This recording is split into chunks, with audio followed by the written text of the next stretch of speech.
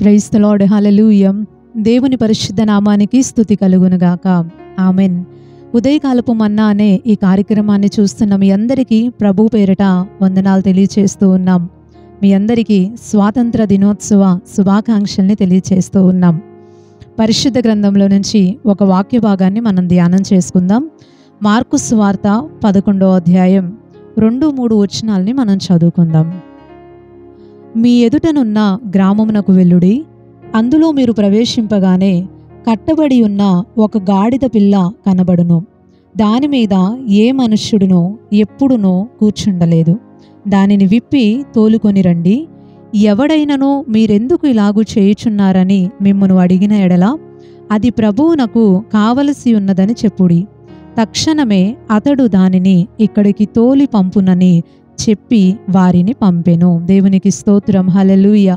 మనం చదువుకున్నటువంటి ఈ వాక్య భాగంలో ఏమని రాయబడి ఉంది అనంటే, ఒకసారి యేసు ప్రభువారు బేత్పగే, బేతనియా అనేటటువంటి గ్రామాలకి వెళ్ళినప్పుడు అక్కడ తన శిష్యుల్లో నుంచి 2 వ్యక్తుల్ని పిలిచి ఈ మాటల్ని దేవుడు చెప్తున్నాడు. మీరు మీ ఎదుటనున్న ఒక గ్రామానికి వెళ్ళండి. ఆ గ్రామంలో మీరు వెళ్తూ ఉండగా మీకు కట్టబడి ఉన్న ఒక గాడిద పిల్ల మీకు కనిపిస్తుంది. దాన్ని నా దగ్గరకు తీసుకొని రండి. మీరు దాన్ని ఉప్పతీసి తీసుకొని వస్తూ ఉన్నప్పుడు అక్కడ ప్రజలు అడుగుతారు, ఎందుకు మీరు దాన్ని తీసుకెళ్తున్నారు, ఎందుకు దాన్ని విప్పతీస్తున్నారు అని. అప్పుడు మీరు చెప్పాలి, అది ప్రభువునకి కావలసి ఉన్నదని చెప్పండి. వాళ్ళు ఏమి మాట్లాడకుండా తక్షణమే దాన్ని మీతో ఇచ్చి పంపిస్తారు అని యేసు ప్రభువారు తన శిష్యులతో చెప్పి వారిని పంపించారు. దేవునికి స్తోత్రం, హల్లెలూయా. మనము తెలుసుకుంటున్నటువంటి ఈ సందర్భం చాలాసార్లు మనం ధ్యానం చేసుకొని ఉంటాం. ముఖ్యంగా మట్టలాదివారం వచ్చినప్పుడు ఖచ్చితంగా ఈ అధ్యాయాన్ని, ఈ సందర్భాన్ని ధ్యానం చేసుకోకుండా ఎవరు కూడా ఉండరు. మ్యాక్సిమం గుర్తు చేసుకుంటారు, ఈ విషయాన్ని మాట్లాడుకుంటూ ఉంటారు. అయితే ఈ యొక్క వచనాల్లో నుంచి ఈరోజు నేను చెప్పాలనుకుంటున్నటువంటి విషయం ఏంటి అనంటే, పరిశుద్ధాత్ముడు మనకి తెలియచేస్తున్న విషయం ఏంటి అనంటే, కట్టబడి ఉన్న ఒక గాడిద పిల్ల ప్రభువుకి కావలసి ఉంది. దేవునికి స్తోత్రం, హల్లెలూయా. ఇంతకీ అది ఎందుకు ప్రభువుకి కావాలి అనంటే, దేవుని యొక్క ఆలోచన ఏంటి అంటే, చెప్పబడిన ప్రవచనం నెరవేర్చబడినట్లుగా ఆ గాడిద పిల్లని తీసుకొని వచ్చి ఆ గాడిద పిల్ల మీద యేసు ప్రభువారు కూర్చొని ఆ యెరూషలేము ప్రాంగణం అంతా కూడా తిరుగుతారు అనేది ఒక ప్రవచనం. దాని నెరవేర్చబడటానికి యేసు ప్రభువారు ఇలాగా ఈ సమయంలో చేయాలి అని నిర్ణయించుకొని దేవుడు తాను ఉద్దేశించిన సమయం ప్రకారం ఈ యొక్క కార్యక్రమాన్ని జరిగించటానికి కట్టబడి ఉన్న గాడిద పిల్లని దేవుడు కోరుకున్నాడు. దేవునికి స్తోత్రం, హల్లెలూయా. ఆ గాడిద కూడా స్వేచ్ఛగా అటు ఇటు తిరిగేటటువంటి గాడిద కాదు, కానీ కట్టబడి ఉన్నటువంటి ఒక గాడిద, ఒక యజమాని కింద ఉన్నటువంటి ఒక గాడిద, బానిసగా ఉన్నటువంటి ఒక గాడిద ప్రభువుకి కావలసి వచ్చింది. దేవునికి స్తోత్రం, హల్లెలూయా. ఈ సందర్భాన్ని బట్టి మనం ఈరోజు నేర్చుకుంటున్న పాఠం ఏంటి అనంటే, ఇక్కడ మనం చదువుతూ మాట్లాడుకుంటున్నటువంటి ఈ గాడిద మనుషులమైనటువంటి మనకి గుర్తుగా ఉంది. మనము కూడా ఈ గాడిద లాగానే కట్టబడి ఉన్నాం. ప్రజలు చాలా రీతులుగా కట్టబడి ఉన్నారు, బానిసగా ఉండిపోయారు. వేటి కింద బానిసలుగా మారిపోయారు, వేటి కింద కట్టబడి ఉన్నారమ్మా అనంటే, మనము సహజంగా ఈ లోకంలో చుట్టూ ఉన్న ప్రజల్ని చూసినప్పుడు మనకి చాలా రకాలైనటువంటి సమస్యలు కనబడుతూ ఉంటాయి. చాలామంది ప్రజలు ముఖ్యంగా కట్టబడి ఉన్నది ఏంటి అనంటే, పాపం అనేటటువంటి బానిసత్వం కింద చాలామంది ప్రజలు ఉన్నారు. చాలామంది దానికి కట్టుబడిపోయారు. బయటికి రావాలి అన్నా, స్వేచ్ఛని పొందుకోవాలి అన్నా, దానిలో నుంచి విడుదల పొందాలి అన్నా రాలేనటువంటి పరిస్థితుల్లో వాళ్ళు ఉండిపోయారు. పాపం వాళ్ళని బాగా ఆకర్షించేస్తుంది. ఏదైతే దేవునికి విరోధమైనదో, ఏదైతే దేవునికి అయిష్టమైనదో ఆ అశ్లీలతను చూడటానికి, వాటిల్లో ఆనందించటానికి, పాపం చేయటానికి, ఆ తప్పు కార్యక్రమాల్లో పాల్గొనటానికి, ఆ అక్రమాల గుండా వెళ్ళటానికి, ఆ అవినీతిని జరిగించటానికే మనుషులు ఎక్కువగా ఆరాటపడిపోతూ ఉంటారు. వాటికే ఎక్కువ మొగ్గు చూపుతూ ఉంటారు. కానీ మనం తెలుసుకోవాల్సిన విషయం ఏంటి అంటే, యేసు ప్రభువారికి కట్టబడి ఉన్నటువంటి మనం కావాలి. ఆయన విడిపిస్తాడు. దేవునికి స్తోత్రం, హల్లెలూయా. గాడిద అప్పుడు వరకు ఒక యజమాని దగ్గర ఉంది, అప్పుడు వరకు యజమాని చేతుల కింద ఉంది, యజమాని చెప్పినట్టుగా నడుచుకోవాలి కాబట్టి స్వేచ్ఛగా దానికి నచ్చినట్టుగా అటు ఇటు తిరిగేటటువంటి అవకాశం లేకుండా యజమాని ఏం చేశాడంటే దాన్ని ఒక చోట కట్టేసి ఉంచేశాడు. విడుదల పొందటానికి లేకుండా కట్టేసి ఉంచేశాడు. ఈరోజు సైతాన్ గాడు కూడా మనల్ని ఏం చేస్తాడు అనంటే విడుదల పొందటానికి లేకుండా కట్టేసి ఉంచేస్తాడు.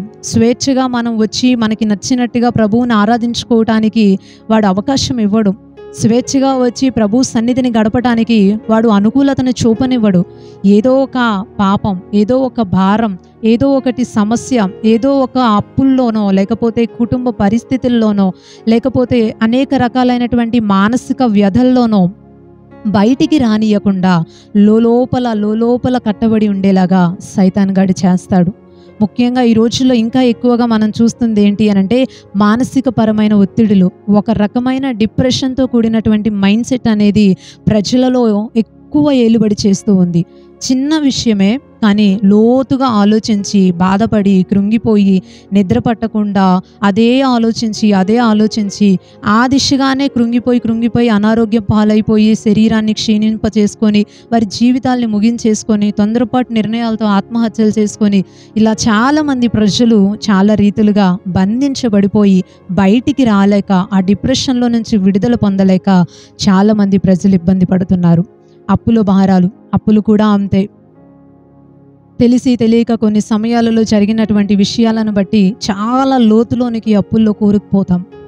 బయటికి రావాలనుకుంటాం, కష్టపడతాం రాత్రింపగళ్ళు, కానీ విడుదల ఉండదు, తీరదు.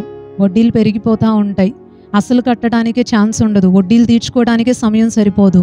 ఇంకా దాంట్లో నుంచి ఎంత బయటికి రావాలన్నా బయటికి రాలేరు. అందుకేగా ఈరోజు చాలామంది ప్రజలు ఈ మానసిక ఒత్తిడిల్ని తట్టుకోలేక, పాప భారాల్ని భరించలేక, ఈ అప్పుల భారాల్ని భరించలేక, కుటుంబంలో భార్యాభర్తల మధ్య జరుగుతున్నటువంటి ఆ యొక్క గొడవల్ని సహించలేక, ఎంతో ఇబ్బందితో విడుదల పొందలేక, ఈ యొక్క కట్ల నుంచి విడుదల పొంది స్వేచ్ఛగా వచ్చి సంతోషంగా ఉండలేక, దేవుని సన్నిధిని గడపలేక చాలామంది ప్రజలు ఇంకా నా వల్ల కాదు, నేను భరించలేను, నా జీవితాన్ని ముగించేసుకుంటాను అంటూ తొందరపాటు నిర్ణయాలు ఎందుకు చేసుకుంటున్నారనుకుంటున్నారు? దీనిని బట్టే. అయితే మనం ఆరాధించేటటువంటి దేవుడు ఎలాంటి దేవుడు అనంటే కట్ల నుంచి, పాపపు కట్ల నుంచి, అప్పుల భారాల నుంచి, కుటుంబ సమస్యల నుంచి, మన యొక్క కట్టబడి ఉన్నది ఏ పరిస్థితి అయినా సరే దాని నుంచి దేవుడు ఈ గాడిదని విడిపించినట్లుగా మనల్ని విడిపించటానికి దేవుడు మనల్ని కోరుకుంటున్నాడు. దేవునికి స్తోత్రం, హల్లెలూయా. ఈరోజు ఇక్కడ నిలబడి మేము మాట్లాడుతూ ఉన్నప్పుడు చాలామందికి ఆశ్చర్యంగా ఉండొచ్చు. చాలామంది ప్రజలు దేవుణ్ణి నమ్ముకొని దేవుని సన్నిధిలో ఉండి ఈరోజు పరిచర్యలో ఉండేవాళ్ళు చాలామంది మనకు కనబడతా ఉంటారు. వాళ్ళని చూసినప్పుడు అబ్బా వీళ్ళ లైఫ్ చాలా బాగుంది అని అనిపిస్తుంది. అబ్బా వీళ్ళ లైఫ్ చాలా ఆహ్లాదకరంగా ఉంది, ఎటు చూసినా అంతా మంచిగా కనపడుతుంది అని అనుకోవచ్చు. తప్పులేదు. ఎందుకంటే మన దేవుడు దీవించే దేవుడే, ఆశీర్వదించే దేవుడే, సమస్తాన్ని సంతోషంగా ఉండేలాగా చేసే దేవుడే.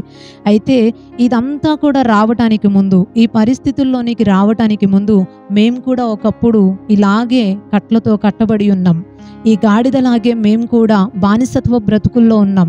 దేవుడు కోరుకొని ఎన్నుకొని ఆయనకి కావాలి అని ఆయన ఆలోచన చేసి పిలుచుకొని ఏర్పాటు చేసుకొని దేవుడు ఆ ప్రతి కట్ల నుంచి విడిపించి స్వతంత్రులుగా చేశాడు. దేవునికి స్తోత్రం, హల్లెలూయా. స్వతంత్రులుగా చేశాడు.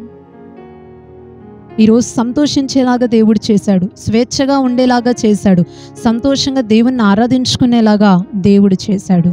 ఎందుకంటే దేవుడికి కట్టబడి ఉన్నది కావాలి. అలాగ దేవుడు మమ్మల్ని ఎన్నుకొని కోరుకొని పిలుచుకొని విడిపించినట్లే ఈరోజు దేవుని మాటలు వింటున్నటువంటి మీ జీవితాల్లో కూడా దేవుడు కోరుకుంటున్నాడు, విడిపించాలనుకుంటున్నాడు, స్వేచ్ఛనివ్వాలనుకుంటున్నాడు, స్వతంత్రులుగా చేయాలి అని అనుకుంటున్నాడు. దేవునికి స్తోత్రం, హల్లెలూయా. అయితే ఈ ఉదయకాల సమయం ఈ మాటలు వింటున్న మీకు ఒక మంచి విషయాన్ని తెలియజేస్తున్నాను. నేను చెప్పిన రీతిగా మీరు కనుక అలాంటి కట్లతో బంధించబడిపోయి బాధతో జీవితాన్ని ముందుకు తీసుకెళ్తున్నట్లయితే మనం ఆరాధిస్తున్నటువంటి దేవుడు మీకు స్వాతంత్రాన్ని ఇవ్వటానికి, విడుదలని అనుగ్రహించటానికి మనల్ని కోరుకుంటూ ఉన్నాడు. ఆయనకి మనం కావాలట. దేవునికి స్తోత్రం, హల్లెలూయా. ప్రతి వ్యక్తి కూడా దేవునికి కావాలి. ఈ గాడిదని విడిపించి తీసుకొని వచ్చిన తరువాత యేసు ప్రభువారు ఏం చేశారో తెలుసా అండి? ఆ గాడిద పైన కూర్చొని ప్రయాణం చేశారు. అప్పుడు వరకు ఆ గాడిద బురదలో ఉండుంటది, మట్టిగా ఉండుంటది. ఇబ్బందికరమైన పరిస్థితుల్లో అందరూ చేదరించుకునేలాగా, అందరూ కూడా అసహించుకునేలాగా, అవసరానికి యూజ్ చేసుకొని మళ్ళీ తిరిగి వెళ్ళి అక్కడ కట్టేసేటట్టుగా అది వాడబడి ఉంటుంది. కానీ ఎప్పుడైతే యేసు ప్రభువారు దాని మీద కూర్చున్నారో ఇక అందరూ కూడా కొత్త బట్టలు తీసుకొచ్చి ఆ గాడిద మీద వేశారు. ఆ గాడిద నడిచే స్థలంలో కొత్త బట్టలు పరిచారు.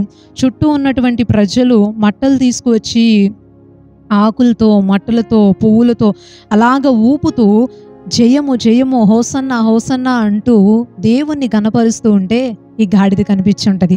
ఇన్ని రోజులు నేనున్నటువంటి పరిస్థితి ఏంటి, నేనున్నటువంటి ఆ దుర్వాసనమయమైనటువంటి పరిస్థితి ఏంటి, ఈరోజు యేసు ప్రభు నా మీద కూర్చోవటాన్ని బట్టి అందరూ కూడా గణపరుస్తున్నారు. నాకు మంచి వస్త్రాలు నా మీద వేస్తున్నారు, నేను నడిచే స్థలంలో వస్త్రాలు వేస్తున్నారు, నూతన వస్త్రాలు తీసుకొచ్చి పరుస్తూ ఉన్నారు. ఎంత ఘనత వచ్చింది నాకు కూడా అని చాలా సంతోషపడి ఉంటుంది. మన జీవితాల్లో కూడా అండి, దేవుడు ఆ కట్ల నుంచి విడిపించి స్వతంత్రులుగా మాత్రమే దేవుడు చేయడు. ఆయన మన మీద కూర్చుంటాడు, మనలో ఉంటాడు, మనల్ని నడిపిస్తాడు, మనల్ని ముందుకు తీసుకువెళ్తాడు.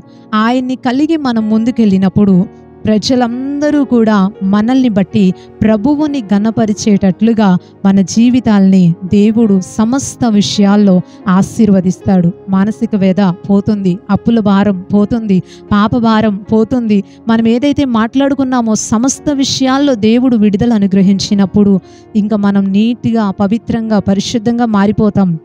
యేసయ్య వచ్చేసాడు కదా, నీట్గా మారిపోతాం. మనల్ని బట్టి దేవుడు ఘనపరచబడేలాగా మన జీవితం మారిపోతుంది. ఈ ఉదయకాల సమయం ఏంటి నా జీవితం అనే ప్రశ్నతో, బాధతో కృంగిపోతూ ఉన్నట్లయితే మీకు మంచి మాట చెప్తున్నాను. నీవు కట్టుబడి ఉన్నట్లయితే దేవుడికి నీవు కావాలి. నిన్ను విడిపించి స్వతంత్రులుగా చేసే శక్తి దేవునికి మాత్రమే ఉంది. అది ఏ రకమైన సమస్య అయినా, ఏ రకమైన ఇబ్బంది అయినా ప్రతి దాని నుండి దేవుడు విడిపిస్తాడు. ఆ గాడిదకి స్వతంత్రత ఇచ్చినట్టు మనకు కూడా స్వతంత్రతనిస్తాడు. ఆ గాడిద మీద కూర్చొని యేసయ్య ప్రయాణం చేసినట్టు మనలో ఆయన నుండి ప్రయాణం చేస్తాడు. చుట్టూ ఉన్న వాళ్ళు ఘనపరిచినట్లుగా మనలో ఆయన ఉన్నాడు కాబట్టి దేవుని ద్వారా మనము కూడా ఘనపరచబడతాం, దీవించబడతాం, ఆశీర్వాదకరంగా మార్చబడతాం. సంతోషం వస్తుంది, సమాధానం వస్తుంది, ఆరోగ్యం వస్తుంది, ఆ నెమ్మది కలుగుతుంది, ఆ ఒత్తిడంతా పోతుంది. దేవుడు విడుదలిస్తాడు. ప్రార్థించండి, ప్రభు చేతులకు మీ జీవితాలను అప్పగించుకోండి. తప్పకుండా దేవుడు మిమ్మల్ని స్వతంత్రులుగా చేస్తాడు. దేవుడి కొద్ది మాటలు దీవించునుగాక. ఆమేన్. ఒక చిన్న ప్రార్థన చేసుకుందాం. పరిశుద్ధుడు అయిన తండ్రి, ప్రేమ కలిగిన ప్రభువా, ఈ ఉదయకాల సమయం కట్టబడి ఉన్నటువంటి గాడిదను మీరు కోరుకున్న విషయాన్ని గుర్తు చేసుకుంటూ మా జీవితాల్లో మేము కట్టబడి ఉన్నటువంటి పరిస్థితుల నుంచి మమ్మల్ని విడిపించటానికి మీరు మమ్మల్ని కోరుకున్నారని, మేము మీకు కావలసి ఉన్నామని నీ మాటల ద్వారా తెలుసుకొని సంతోషిస్తూ ఉన్నామయ్యా. మిమ్మల్ని కలిగి ఉన్న మేము ధన్యులమై ఉన్నాం. మీరు లేక చాలామంది ప్రజలు కట్టబడిన స్థితిలోనే ఉండి చాలా రీతిలుగా ఇబ్బంది పడుతూ ఉన్నారు. వారందరికీ ఈ యొక్క మంచి రోజున స్వతంత్రత కలుగును గాక అని ప్రార్థిస్తున్నాం. విడుదల కలుగును గాక అని ప్రార్థిస్తున్నాం. స్వేచ్ఛగా ప్రతి ఒక్క వ్యక్తి కూడా మార్చబడినట్లుగా వారిని నీవు కోరుకుంటున్నావనే విషయాన్ని తెలుసుకొని నీ దగ్గరికి వచ్చేవారిగా మీరు చేయండి. మీరు దీవించి ఆశీర్వదించి ప్రతి వ్యక్తిని కూడా తండ్రి స్వతంత్రుల్నిగా చేసి మిమ్మల్ని కలిగిన వారికి కలిగే ఘనత, సంతోషాల్ని అనుగ్రహించమని వేడుకుంటూ నజరేయుడును శక్తి కలిగిన యేసుక్రీస్తు వారి శ్రేష్టమైన నామములో ఈ ప్రార్థన అడిగి వేడుకుంటున్నాం పరమ తండ్రి. ఆమేన్, ఆమేన్. అందరికీ ప్రైజ్ ది లార్డ్ అండి. మరలా తిరిగి రేపు ఉదయకాల సమయం మనందరం కూడా దేవుని యొక్క వాక్యాన్ని విని దీవించబడదాం. ఉదయకాలపు మన్నా అనే ఈ కార్యక్రమాన్ని తప్పకుండా చూడండి, నలుగురికి తెలియచేయండి. దేవుని మాటలు వినిపించడం ద్వారా కలిగే దీవెన మీకు కూడా తప్పకుండా కలుగుతుంది. దైవాశీస్సులు అందరికీ ఉండునుగాక. ఆమేన్. Praise the lord.